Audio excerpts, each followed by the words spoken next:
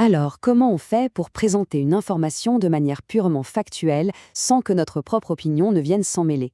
Ah, c'est pas si simple, c'est même tout un art. Justement, dans cette analyse, on va décortiquer les deux piliers qui permettent ça, le fameux discours objectivé et ce qu'on appelle le texte explicatif. Voilà, c'est vraiment la question centrale, n'est-ce pas? Parce que réussir cet exercice d'équilibriste, eh bien, c'est la clé pour être clair, pour être crédible. La solution, en fait, elle est assez simple, elle tient en deux temps.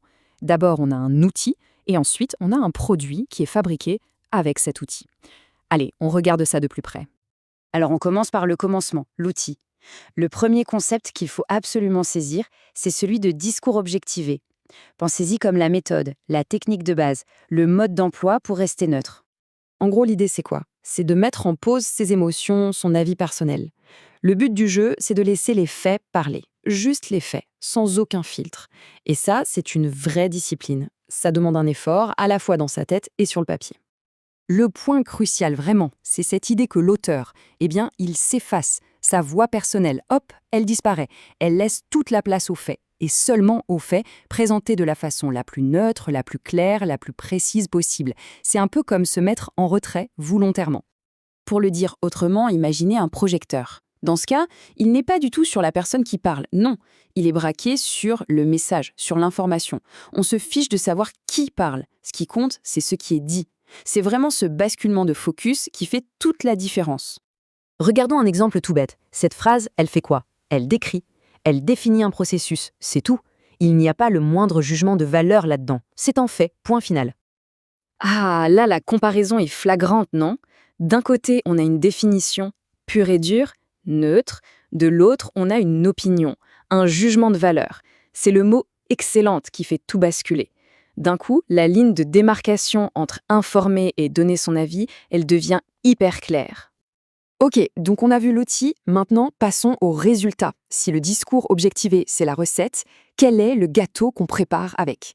Eh bien, c'est ce qu'on appelle le texte explicatif. Le texte explicatif, c'est donc tout simplement la mise en pratique de tout ça. C'est le document fini, le produit final. Il est conçu avec un objectif bien précis, présenter une information, souvent pour l'enseigner d'ailleurs, de la façon la plus neutre possible. Ces caractéristiques sont donc hyper simples à retenir. Sa mission? Informer et expliquer. Sa méthode? Pas de jugement. On voit très bien le lien de parenté, hein. C'est comme si l'ADN du texte explicatif venait tout droit de son parent, le discours objectivé. Bon, maintenant, il faut relier les points. Comment est-ce que l'outil, le discours, nous permet de fabriquer le produit, le texte? Comment ça marche concrètement? En fait, le processus est super logique. Étape 1, on décide d'adopter cette posture neutre, ce fameux discours objectivé. Et c'est seulement une fois qu'on a cette posture qu'on peut, étape 2, rédiger un texte explicatif qui tient la route.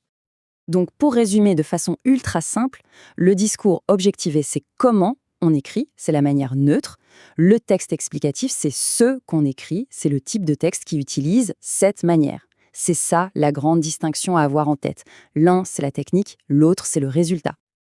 D'accord, mais bon, au-delà de toute cette théorie, concrètement, pourquoi c'est si important de bien faire la différence? Eh bien, tout simplement parce que c'est la base de la crédibilité.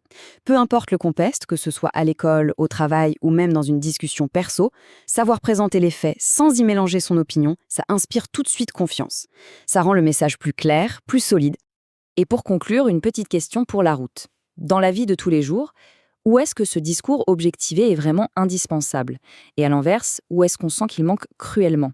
C'est souvent en se posant cette question qu'on réalise à quel point cet outil est puissant.